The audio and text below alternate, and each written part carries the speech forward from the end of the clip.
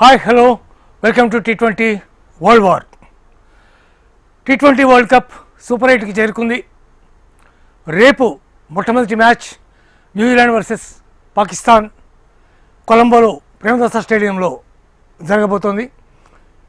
ఎల్లుండి భారత జట్టు సౌత్ ఆఫ్రికాతో సూపర్ 8లో తన మొట్టమొదటి మ్యాచ్ అహ్మదాబాద్లో ఆడబోతోంది. ఇకపోతే నిన్న జరిగినటువంటి కీలకమైనటువంటి మ్యాచ్ ఎందుకు కీలకం అంటే పాయింట్స్ టేబుల్లో ఇప్పటికే 8 టీమ్స్ క్వాలిఫై అయిపోయినాయి పైకి. కానీ అప్పటి వరకు గ్రూప్ టాపర్గా భావిస్తున్నటువంటి శ్రీలంక మీద జింబాబ్వే అత్యద్భుతమైనటువంటి విజయం సాధించింది. దాంతో గ్రూప్ టాపర్గా జింబాబ్వే అవతరించింది. కాబట్టి ఇవి అంటే పాయింట్ల మీద పెద్ద ప్రభావం లేకపోయినా, గ్రూప్ మీద ఏమీ ప్రభావం లేకపోయినా, శ్రీలంక లాంటి ఒక బలిష్టమైనటువంటి టీంని వాళ్ళ హోమ్ గ్రౌండ్లో గెలవడం అనేది చెప్పుకోదగ్గ అంశం. కాబట్టి భారత్ ఆడబోయేటటువంటి 3 సూపర్ 8 మ్యాచ్ల్లో మొట్టమొదటి South Africa, number 2 Zimbabwe, number 3 West Indies. 22వ తేదీ సాయంత్రం 7 గంటలకి సౌత్ ఆఫ్రికాతో, 26వ తేదీ సాయంత్రం 7 గంటలకి జింబాబ్వేతో, మార్చి 1 తారీఖు రోజున వెస్టిండీస్తో తలపడబోతోంది. జింబాబ్వే కూడా అంత అద్భుతమైన ప్రదర్శన చేసిన తర్వాత కేవలం ఆస్ట్రేలియాని గెలవడమే కాదు, శ్రీలంకను కూడా గెలిచింది. కాబట్టి ఇట్లాంటి నేపథ్యంలో డెఫినెట్గా భారత జట్టు ఓ బ్రహ్మాండమైనటువంటి మ్యాచ్లు ఆడబోతోంది. చాలా చాలా గట్టి అయినటువంటి టీమ్స్తో తలపడబోతోంది. ఇది ఇక్కడ గమనించాల్సినటువంటి అంశం. అయితే సూపర్ 8 మ్యాచెస్ ఎలా ఉండబోతున్నాయి, భారత జట్టు పెర్ఫార్మెన్స్ ఇప్పటిదాకా గ్రూప్ స్టేజ్లో జరిగినటువంటి పెర్ఫార్మెన్స్ ఎలా ఉంది, ఇవన్నీ మనతో మాట్లాడడానికి ప్రముఖ cricket analyst, player, coach Manjula Kishore మనతో ఉన్నారు. ఆవిడతో మాట్లాడి ఈ మ్యాచ్కి సంబంధించినటువంటి డీటెయిల్స్ అన్నీ కూడా మనం తెలుసుకునే ప్రయత్నం చేద్దాం. మంజుల గారు నమస్తే. నమస్తే అండి. సో మీరు ఇప్పటిదాకా గ్రూప్ మ్యాచ్లన్నీ కూడా చూశారు కదా. ఈ గ్రూప్ మ్యాచ్లన్నింటిలోనూ కూడా భారత జట్టు పెర్ఫార్మెన్స్ చూస్తే సూపర్ 8లో భారత జట్టు సౌత్ ఆఫ్రికా, జింబాబ్వే, వెస్టిండీస్ ఈ మూడింటితో తలపడబోతోంది. ఎలా ఉంటుందని మీరు అనుకుంటున్నారు? టఫ్ ఫైట్ అండి. మనం సూపర్ 8లో ఏ టీమ్ కూడా లైట్ తీసుకోలేము. Every team is a very very highly competitive team అన్నమాట. ఈ రోజు జింబాబ్వే కొంచెం అసలు చిన్న టీం అనుకున్నాం కానీ వాళ్ళు they're prove to be giant killers. ఆస్ట్రేలియాని ఓడగొట్టారు, శ్రీలంకను ఓడగొట్టారు. మనము we have to be on our guard and play the best cricket to beat any of these 3 teams. Hello, అంటే ఒకవేళ మీరు అట్లా కనుక అనుకుంటే సౌత్ ఆఫ్రికాని కానీ, జింబాబ్వేని కానీ, లేకపోతే వెస్టిండీస్ని కానీ ఎక్కడా తక్కువ అంచనా వేసేటటువంటి పరిస్థితి ఇప్పటిదాకా మనకి కనిపించట్లేదు. సో ఇట్లాంటి పరిస్థితుల్లో భారత జట్టు ఇప్పటి వరకు ఆడినటువంటి మ్యాచ్ల్లో కేవలం ఒకే ఒక్క ప్లేయర్ మాత్రమే బ్యాటింగ్ చేస్తున్నాడు. ఒక మ్యాచ్లో సూర్యకుమార్ యాదవ్, ఒక మ్యాచ్లో ఇషాన్ కిషన్, సరే ఇంకొక మ్యాచ్లో అందరూ తల కాస్త, లాస్ట్ మ్యాచ్లో చూస్తే శివన్ దుబే. అలా ఒక్క ప్లేయర్ మీద మాత్రమే ఆధారపడి భారత జట్టు స్కోర్ సాధిస్తోంది. ఇదే రకమైనటువంటి వైఖరి కనుక మీకు మెయిన్ స్ట్రీమ్లో సూపర్ 8లో కనుక చేస్తే భారత జట్టు పెర్ఫార్మెన్స్ ఎట్టా ఉండబోతుందని మీరు అనుకుంటున్నారు? యాక్చువల్లీ మనకి బిగ్గెస్ట్ డ్రాబ్యాక్ ఎక్కడుందంటే మన opening pair.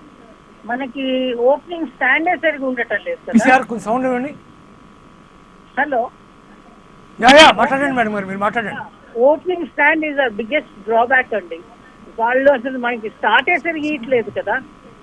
Abhishek Sharma 3 zeros, 3 ducks in 3 matches.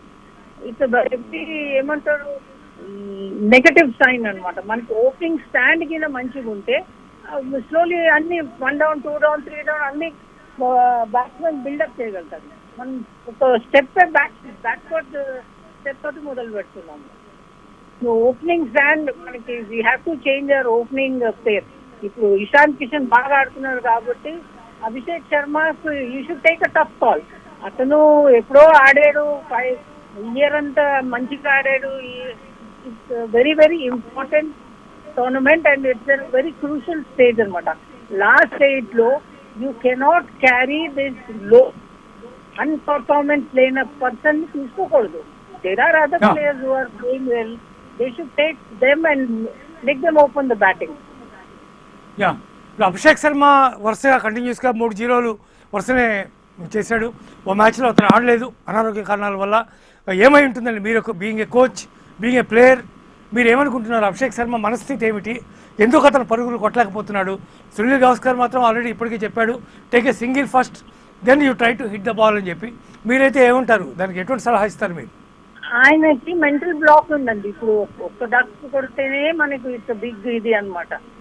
వరుసగా 3 డక్స్ కొట్టి, అది కూడా వరల్డ్ కప్ లాంటి మ్యాచెస్ లో మీరు అట్లా పర్ఫామ్ చేస్తే అది చాలా మెంటల్ స్ట్రెస్ ఉంటుంది. దాని నుంచి బయటపడడం కష్టం.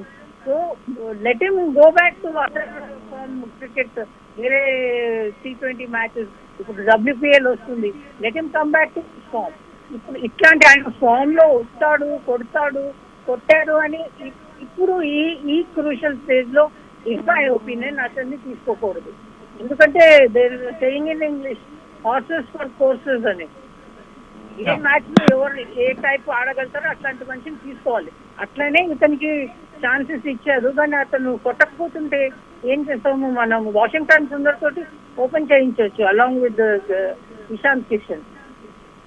ఓకే, అంటే ఇప్పటిదాకా ఐసీసీ టాప్ ప్లేయర్గా, టాప్ ర్యాంక్ ప్లేయర్గా ఉన్నాడు. ప్రతి మ్యాచ్లోనూ కూడా తన అద్భుతమైనటువంటి షాట్స్తో అందరినీ అలరిస్తున్నటువంటి పర్సన్. ఈవెన్ సునీల్ గవాస్కర్ లాంటి టాప్ ప్లేయర్స్ కూడా చాలా అద్భుతమైనటువంటి ఆటగాడు, అతను అక్కడ ఉంటే చాలు అనేటటువంటి పరిస్థితి తెచ్చుకున్నాడు. అసలు వరుసనే ఒక్క మ్యాచ్లో ఫెయిల్ అవ్వగానే ఈ రకమైనటువంటి మనస్థితి రావడానికి కారణం ఏంటి? వికెట్స్లో స్లోనెస్ ఏదైనా కారణమా, లేకపోతే అతని యొక్క షాట్ మేకింగ్ ఎట్టా ఉందనేది అపోనెంట్స్ బాగా స్టడీ చేసి అతన్ని ఇబ్బంది పెట్టేటటువంటి పరిస్థితిలో బాల్స్ వేస్తున్నారని మనం భావించాలా? ఎస్, అపోనెంట్ స్టడీ చేశారు. అతను ఏంటంటే ఎప్పుడు కూడా చాలా మటుకు ఫ్రంట్ ఫుట్ లో కొట్టే ఆడుతూ ఉంటున్నాడు. సో ప్లాస్టిక్ వికెట్స్ మీద అది easy, but where the wickets are slow. And moreover అతను 3 consecutive ducks అండి. Nobody can afford to play person who is going through such a patch. ఇట్లాంటి ఇంపార్టెంట్ టోర్నమెంట్ లో ఆయన ఒక్క ఫెయిలియర్ నుంచి burden అంతా టీం మీద పడుతోంది. ఓపెనింగ్ స్టాండ్ సరిగా లేనప్పుడు T20 మ్యాచెస్ ఈ మధ్య కాలంలో మీకు పవర్ ప్లే లోనే హాఫ్ యువర్ మ్యాచెస్ డిసైడెడ్. మీరు బ్యాటింగ్ సరిగిపోతే pressure is on the other player. So why take rest? Give him rest, let him come back into his form, let him go back to domestic cricket or whatever cricket you're getting, WPL అక్కడ ఆడి అతను రాలేదు. ఈ stage లో అతన్ని చూడడం in my opinion is not. కొడుతుండొచ్చు, next match లో chance ఇస్తే కొడుతుండొచ్చు, but as opponents have studied his flaws అనమాట. దాన్ని పట్టుకొని వాళ్ళు వేసుకున్నారు.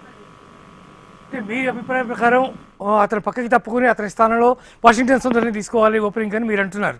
సో మరోవైపు మనకి ఇంకొక వికెట్ కీపర్ బ్యాట్స్మన్ మనకు ఆల్రెడీ సంజు శాంసన్ మనకు ఆల్రెడీ రిజర్వ్లో ఉన్నాడు. నెంబర్ 1. నెంబర్ 2, రేపటి మ్యాచ్లో అంటే ఎల్లుండి జరగబోయేటటువంటి ఫస్ట్ మ్యాచ్, సూపర్ 8 ఫస్ట్ మ్యాచ్లో సౌత్ ఆఫ్రికా మీద అభిషేక్ శర్మకి ఇంకో ఛాన్స్ ఇస్తారని మీరు భావిస్తున్నారా? లేకపోతే ఐదర్ వాషింగ్టన్ సుందర్ని కానీ లేదా సంజు శాంసన్ని కానీ ఆ ప్లేస్లో తీసుకుంటారని మీరు భావిస్తున్నారా? ఇప్పుడు సంజు శాంసన్ ఒక అడ్వాంటేజ్ అంటే ఆయన రైట్ హ్యాండ్ బ్యాట్, కానీ ఆయన వికెట్ కీపర్. వాషింగ్టన్ సుందర్ ని తీసుకుంటే is a brilliant fielder and is a bowler to. ఈ బౌల్స్ ఒక 4 ఓవర్ కోటా వేసేసుకుంటాడు. ఆయన అద్భుతంగా కొట్టకపోయినా అట్లీస్ట్ ఆయన అవుట్ అవ్వకుండా ఇషాంత్ కిషన్ కొడతా ఉంటే ఓపెనింగ్ పార్ట్నర్షిప్ బిల్డర్ కి చేస్తాడు కదా, అట్లయినా తీసుకోవచ్చు. యూ కెనాట్ రిస్క్ అండి player who going through this kind of lean patch. ఈ స్టేజ్ లో ఆయన కంటిన్యూ చేయడం, I mean it is sympathy చూపెట్టి మీరు చేయొచ్చు, కానీ it not at the cost of team performance. అంటే ఒకవేళ అట్లాగే అనుకుంటే లాస్ట్ మ్యాచ్లో నెదర్లాండ్స్తో జరిగినటువంటి మ్యాచ్లో వాషింగ్టన్ సుందర్ని ఆడించారు, కానీ వాషింగ్టన్ సుందర్ అటు బౌలింగ్లో కానీ ఇటు బ్యాటింగ్లో కానీ పెద్దగా పెర్ఫామ్ చేసేటటువంటి పరిస్థితి మీకు కనిపించలేదు, అంటే due to the wickets or whatever it may be. ఇట్లాంటి నేపథ్యంలో మీరైతే ఎవరిని చూస్ చేస్తారు? ఇతను అంటే I may sound bias, but team comes first. ఇతన్ని ఆడిపించచ్చు, సంజు శాంసన్ ఆడిపించచ్చు. Then Sanju Samson will be batter and fielder. But ఈయనకు ఒక ప్లస్ పాయింట్ ఏమంటే ఆయన బౌలింగ్ కూడా వేయగలవచ్చు and is a very good fielder. So the team has to take a final call ఎవరిని, whether to drop Abhishek Sharma and continue with Washington Sundar or say go with the same team. Okay, ఇప్పుడు మిగిలినటువంటి team అంతా కనుక చూసుకుంటే నేను ఫస్ట్లో చెప్పాను మీకు, ఎవరో ఒకళ్ళు మాత్రమే ఆడుతున్నారు టీంలో. అట్లాగే ఫీల్డింగ్లో కూడా చాలా ల్యాబ్స్ కనిపిస్తున్నాయి, క్యాచెస్ చాలా చోట్ల జాల విడుస్తున్నారు. ముఖ్యంగా అభిషేక్ శర్మ కానీ లేకపోతే మిగిలినటువంటి ఫీల్డర్ విషయంలో, ముఖ్యంగా కుల్దీప్ యాదవ్ విషయంలో కూడా చాలా క్యాచ్లు డ్రాప్ అవుతున్నటువంటి పరిస్థితి కనిపిస్తోంది. అశోక్ పక్క తిలక్ వర్మ కూడా క్యాచ్లు డ్రాప్ చేశాడు, 1-2. ఇట్లాంటి పరిస్థితుల్లో భారత జట్టు నిజంగా ఇదే విధమైనటువంటి అంటే గ్రూప్ స్టేజ్లో చేసినటువంటి పెర్ఫార్మెన్స్ చేస్తే కప్పు గెలిచే అవకాశం ఉందని మీరు అనుకుంటున్నారా? ఏమో చెప్పలేమండి. మనం మనం ఈ పర్ఫార్మెన్స్ మీద అయితే ఇప్పుడు దాకా పర్ఫార్మెన్స్ చూస్తే అంత గ్రేట్ పర్ఫార్మెన్స్ అనిపించడం లేదు. ఎందుకంటే మన first of all as it is open partnership సరిగ్గా లేనందుకు బర్డెన్ అంతా వచ్చే బ్యాట్స్మెన్ మీద పడుతోంది. వాళ్ళు వికెట్ కాపాడుకోవాలి, రన్స్ కొట్టాలి. అండ్ మీరు అన్నట్టుగా ఫీల్డింగ్ కూడా సరిగ్గా చేయట్లేదు. Abhishek Sharma suppose to be brilliant fielder, Washington Sundar okay, Kuldeep Yadav was never considered out standing fielder okay, ఆయన అసలు అన్ని మ్యాచెస్ లో ఆడటం లేదు కూడా. మన ఆన్ ద హోల్ అన్ని ఆస్పెక్ట్స్ లో అవుట్ స్టాండింగ్ పర్ఫార్మెన్స్ ఉండటం లేదండి. బ్యాటింగ్ ఒకళ్ళు మీరు అన్నట్టుగా ఒకళ్ళే క్లిక్ అవుతున్నారు. ఒకళ్ళే క్లిక్ అయితే అది ఎవరు క్లిక్ అవుతారో తెలీదు, ఏ డౌన్ లో వచ్చి కొడతారో తెలీదు. దాని గురించి మనము టార్గెట్ కూడా మంచి టార్గెట్ తీయలేకపోతున్నాము. ఇప్పుడు నిన్న జరిగినటువంటి శ్రీలంక జింబాబ్వే మ్యాచ్ మీరు చూసారా? చూస్తే మీకు జింబాబ్వే పెర్ఫార్మెన్స్ మీకు ఎట్లా అనిపించింది? జింబాబ్వే హై ఆన్ కాన్ఫిడెన్స్ అండి వాళ్ళది. వాళ్ళు చాలా బాగా ఆడుతున్నారు, వాళ్ళ ఫీల్డింగ్ చాలా బాగుంది, వాళ్ళ బౌలింగ్ చాలా బాగుంది. బౌలింగ్ బాగుంది and they found a very cool captain in Raza. బాగా కెప్టెన్సీ చేస్తున్నాడు వాళ్ళు. On the whole they are peaking as a team. అన్ని డిపార్ట్మెంట్స్ వాళ్ళు క్లిక్ చేస్తున్నారు. ఒకరే ఒక మంచి మీద డిపెండ్ కాకుండా నార్మలీ చిన్న టీమ్స్ ఏమవుతుంది, ఒక 2 మంది మీద డిపెండ్ అయిపోతారు. మీద బ్యాటింగ్ మీద బౌలింగ్ మీద ఒక 2-3 స్టార్స్ ఉంటారు. అదర్స్ జస్ట్ ర్యాలీ రౌండ్ అనమాట. జింబాబ్వే అట్లా కాదు, all 11 are doing their bits and pieces performances లో వాళ్ళు కాంట్రిబ్యూట్ చేస్తున్నారు. ఈవెన్ అంటే వాళ్ళ ఓపెనర్ బెనెట్ కూడా చాలా అద్భుతమైనటువంటి పెర్ఫామ్ చేశాడు నిన్న. 63 రన్స్ 62 రన్స్ ఎంతో కొట్టాడు అతను. ఇనిషియల్గా చాలా బాగా ఆడాడు, మళ్ళీ తర్వాత మధ్యలో కొంచెం వికెట్ దగ్గర నిలబడాల్సినటువంటి అవసరం ఉంది, నిలబడ్డాడు. రజా వచ్చిన తర్వాత ఇద్దరి భాగస్వామ్యం చాలా మంచి షాట్స్తో వెళ్ళింది. లాస్ట్ 5 ఓవర్స్లో 65 రన్స్ కొట్టాల్సినటువంటి పరిస్థితుల్లో చాలా అద్భుతమైనటువంటి పెర్ఫార్మెన్స్ జింబాబ్వే చేసినట్టుగా మనకు కనిపిస్తోంది. ఈ నేపథ్యంలో భారత్ వర్సెస్ జింబాబ్వే 26వ తారీఖు మ్యాచ్ జరగబోతోంది. అది కూడా టఫ్గా సాగే అవకాశమే కనిపిస్తోందా? At the rate India is playing, మనము ఏ టీమ్ ని కూడా మనము తక్కువ అంచనా వేయలేము. అండ్ వీళ్ళైతే పీక్ ఫామ్ లో ఉన్నారు జింబాబ్వే. మనము నేనైతే 50-50 ఛాన్సెస్ ఇస్తాను. Though as a Indian, as a passionate cricket fan of Indian team, I would love India to do a good job. But ఇప్పుడు దాకా ఆడిన మ్యాచెస్ చూస్తే ఇండియన్స్ మీద అంతా నాకు కొంచెం కాన్ఫిడెన్స్ లేకుండా అయిపోతా ఉంది. అంటే ప్రతి భారతీయుడు కూడా ఖచ్చితంగా భారత జట్టు గెలవాలని కోరుకుంటాడు న్యాచురల్గా, అందరం అదే కోరుకుంటాం. కానీ పెర్ఫార్మెన్స్ వైజ్ మనం అంటే అంత అద్భుతంగా జరుగుతోంది, క్వాలిఫై అయిపోయారు సూపర్ 8కి అనుకోగానే సరిపోలేదు కదా. రేపు పొద్దున ఆడవలసినటువంటి మ్యాచ్లు చాలా మంచి మ్యాచ్లు ఉన్నాయి. లేకపోతే మార్చి 1వ తారీఖు వెస్టిండీస్తో మ్యాచ్ జరగాల్సి ఉంది. సో అది కూడా చాలా కీలకమైనటువంటి మ్యాచ్. కలకత్తాలో ఆ మ్యాచ్ జరగబోతోంది. చాలా మంచి అద్భుతమైనటువంటి మ్యాచ్ అది కూడా అయ్యేటటువంటి పరిస్థితి ఉంది. వెస్టిండీస్ టాప్ ఆర్డర్ బ్రహ్మాండంగా ఉంది. ముఖ్యంగా రూదర్ఫోర్డ్ చాలా బ్రహ్మాండంగా ఆడుతున్నాడు. మరోవైపు మిగిలినటువంటి బౌలర్స్ కానీ జస్టిన్ హోల్డర్ అద్భుతంగా బౌలింగ్ చేస్తున్నాడు. కొన్ని మ్యాచ్ల్లో అయితే 4 వికెట్లు తీసుకున్నటువంటి సందర్భాలు ఉన్నాయి ప్రీవియస్ మ్యాచెస్లో. షెయ్ హోప్ బ్రహ్మాండంగా పెర్ఫామ్ చేస్తున్నాడు. హెట్మేయర్ చాలా ధాటిగా ఆడుతున్నాడు. ఇట్లాంటి కండిషన్స్లో భారత జట్టు వెస్టిండీస్ మధ్య జరగబోయేటటువంటి మ్యాచ్ కూడా అలాగే సాగే పరిస్థితి కనిపిస్తోంది. కరెక్ట్ అండి, మీరు అన్నట్టుగా వాళ్ళు చాలా బాగా ఉంది వాళ్ళ టీం. ఇంకొక అడ్వాంటేజ్ ఏముందంటే వాళ్ళందరూ almost about 80% of their players వాళ్ళు ఐపీఎల్ ఆడతారు ఇక్కడ. So they know the Indian condition, Indian bowlers ని ఎట్లా ఆడాలని వాళ్ళకి అంత బాగా తెలుసు అనమాట.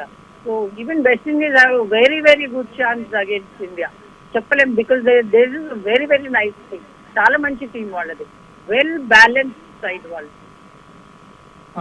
అందులో అంటే వాళ్ళకి వాతావరణం వాతావరణ కండిషన్స్ అక్కడ కూడా వాళ్ళకి ఎట్టగైతే సముద్ర తీరం వెస్టిండీస్ అంతా కూడా అక్కడే మ్యాచెస్ బాగా ఎక్కువ జరుగుతాయి కాబట్టి వాళ్ళు కూడా అక్కడ ఉండేటటువంటి హ్యూమిడిటీకి వాటికి కూడా వాళ్ళు బాగా ఎక్కష్టమైపోయి ఉండేటటువంటి పరిస్థితి కనిపిస్తుంది. ఇటు బాంబే కావచ్చు, చెన్నై కావచ్చు, ఎక్కడైనా మంచి కీలకమైనటువంటి మ్యాచ్లు ఉన్నప్పుడు న్యాచురల్గా వెదర్ కండిషన్స్కి వాళ్ళు బాగా అలవాటు పడేటటువంటి అవకాశం అటు వెస్టిండీస్ కూడా చాలా బాగా ఉంది. వెస్టిండీస్ నిజానికి న్యూజిలాండ్ ఎప్పుడైనా డార్క్ హార్స్ అని చెప్పి పిలిచేవాడు ఇది వరకు, కానీ ఈ టోర్నమెంట్లో ఖచ్చితంగా West Indies is the dark horse అని నేను భావిస్తాను. మీరేమంటారు? Yes correct. Dark horses are West Indies. Actually dark horses కాదు, వాళ్ళ పర్ఫార్మెన్స్ బట్టి ఇప్పుడు దాకా ఆడిన విధము అండ్ వాళ్ళకి ఐపీఎల్ ఎక్స్పీరియన్స్ ఉంది. ఇప్పుడు వాళ్ళు స్పిన్నర్స్ ని బాగా ఆడతారు, చాలా బాగా ఆడుతున్నారు ఇవాళ రేపు. వాళ్ళు they use their feet and they play fearless cricket అండి. They are born T20 player West Indies. వాళ్ళ బ్లడ్ లలో ఉంటుంది అటాకింగ్ క్రికెట్ ఆడడం. వెస్ట్ ఇండీస్ వాళ్ళు చాలా బాగా ఆడతారు. I think they have a very very good chance to top the team also. మన ఈ టేబుల్ ఈ గ్రూప్ లో వాళ్ళే టాప్ అవుతారు అనిపిస్తుంది నాకు. కట్లీ ఆంబ్రోస్ ఆ తర్వాత వాళ్ళందరూ కూడా వెళ్ళిపోయిన తర్వాత కట్నీ వాల్ష్ అట్లాగే కార్ల్ హూపర్ ఇట్లాంటి ప్లేయర్స్ అందరూ వెళ్ళిపోయిన తర్వాత వెస్టిండీస్ టీం యొక్క కెపాసిటీ స్థాయి నెమ్మదిగా తగ్గుతూ వచ్చేసింది. కొన్ని సమయాల్లో అయితే అసలు టోటల్గా ఇది వెస్టిండీస్ టీమేనా ఇలా ఉంది, చాలా ప్యాథటిక్ కండిషన్ అని చెప్పి భావించినటువంటి పరిస్థితి కూడా ఉంది. అట్లాంటి స్థాయి నుంచి మళ్ళీ ఒక్కసారిగా T20s ముఖ్యంగా అనేసరికి వెస్టిండీస్ ఒక ప్రత్యేకమైనటువంటి టీమ్గా ఇప్పుడు కనబడుతోంది. What will be the reason for that? వాళ్ళు ఈ ఫ్లాంబాయన్స్ అండి, they play their game like that. They always were attacking cricketers. చాలా ఏళ్ల కింద నుంచి వాళ్ళు ఎప్పుడు అటాకింగ్ క్రికెటర్స్ ఉంటున్నారు and they had very fearsome bowling side. ఇప్పుడు కూడా West Indies they produce few fast bowlers. ఇప్పుడు కూడా ఏమంటే West Indies it is independent islands అండి. They come together as a country to play cricket. లేకపోతే each island is an independent country వాళ్ళది. అట్లాంటి ఇప్పుడు మన ఇండియాలో డిఫరెంట్ స్టేట్స్ కలిసి ఒక టీమ్ ఆడుతుంది. అక్కడ different countries combined and make a west Indies team. అట్లాంటి టీమ్ ని మీరు, అట్లాంటి గ్రూప్ ని మీరు టీమ్ స్పిరిట్ ఇన్కల్కేట్ చేసి ఒక యూనిట్ లాగా ఆడిపియాలంటే you need a great leader. కన్నాయి, Frank Worrell, they had good leaders. ఇప్పుడు they have a very good coach in Sammy. చాలా మంచి కోచ్ అండి ఆయన. He was the captain of the West Indies team కదా. He is a good coach too, very calm person. He can guide the team well. Very good. ఇకపోతే రేపు మొట్టమొదటి super 8లో మొట్టమొదటి మ్యాచ్ జరగబోతోంది. So New Zealand versus Pakistan. ఇది కూడా చాలా టఫ్గా ఉండేటటువంటి పరిస్థితి కనిపిస్తోంది. పాకిస్తాన్ ఇంత పెద్ద షాక్ తిన్న తర్వాత భారత జట్టు చేతిలో పెర్ఫార్మెన్స్ కొంత మెరుగైంది. ముఖ్యంగా వాళ్ళ ఓపెనర్ ఫర్హాన్ సెంచరీ చేశాడు, చాలా అద్భుతంగా సెంచరీ చేశాడు. మిగిలిన వాళ్ళందరూ కూడా ఫామ్లోకి వచ్చారు. అట్లాంటి పరిస్థితుల్లో న్యూజిలాండ్తో రేపు తలపడబోతోంది. ఈ మ్యాచ్ ఎలా ఉండబోతోందని మీరు భావిస్తున్నారు? It will be highly competitive game. Actually New Zealand ని చాలా మంది it's an under estimated team అండి. ఎప్పుడు కూడా న్యూజిలాండ్ కి they never get their due recognition అన్నమాట. But they always been consistent performance. ఇప్పుడు ఈ మధ్య కాలంలో వాళ్ళ ప్లేయర్స్ కూడా ఐపీఎల్ అదంతా ఆడుతున్నారు కాబట్టి they are use to these conditions. ఈ ఏషియన్ వికెట్స్ మీద ఆడేది వాళ్ళకు కూడా బాగా అలవాటు అయిపోయింది. And moreover, there is a better fielding side than Pakistan. Pakistan ఒకవేళ పోతుంది అనుకుంటే వాళ్ళ ఫీల్డింగ్ మూలంచే వాళ్ళు drop catches, crucial catches drop చేసేస్తారు. న్యూజిలాండ్ వేరేజ్ on the other side is a better fielding side and they are a good, very very good team. Safe and స్టడీగా ఆడతారు వాళ్ళు. పాకిస్తాన్ టీంని కనుక మీరు తీసుకుంటే వరుసనే ఫెయిల్యూర్స్ చవిస్తున్నటువంటి ఒక ఫస్ట్ మ్యాచ్లో 46 అంతా కొట్టాడు బాబర్ అజామ్. ఆ తర్వాత వరుసగా ఫెయిల్యూర్. అటువంటి బాబర్ అజామ్ని తప్పించి తన ప్లేస్లో ఫకర్ జమాన్ని తీసుకునే అవకాశం ఉంది రేపు మ్యాచ్కి. I don't think they will take అండి. Babar Azam is a good player, చాలా మంచి ప్లేయర్. అతను ఒక మ్యాచ్ మన అగేన్స్ట్ ఆడలేదు అంటే మన అగేన్స్ట్ ఎవరు ఆడలేదు. So is a good player and is ఏమంటారు big contributor to Pakistan cricket. అతను ఈ మ్యాచ్ లో డ్రాప్ చేయకపోవచ్చు, చేయకూడదు కూడా, అవసరం లేదు. Because they are doing well. అతను is a good batter in the sense. వాళ్ళ మెయిన్ బ్యాటర్ యాక్చువల్లీ చూస్తే ఏమో ఆయన ఫ్రెష్ మీద అట్లా ఆడుతున్నాడో తెలీదు కానీ but is a good batter, you should play in the team. Thank you so much Manjula garu, చాలా చక్కటి విశ్లేషణ అందించినందుకు. చూస్తూనే ఉండండి హెచ్ఎం టీవీ. రేపు మధ్యాహ్నం 3 గంటలకి మళ్ళీ మరో డిబేట్తో కలుద్దాం.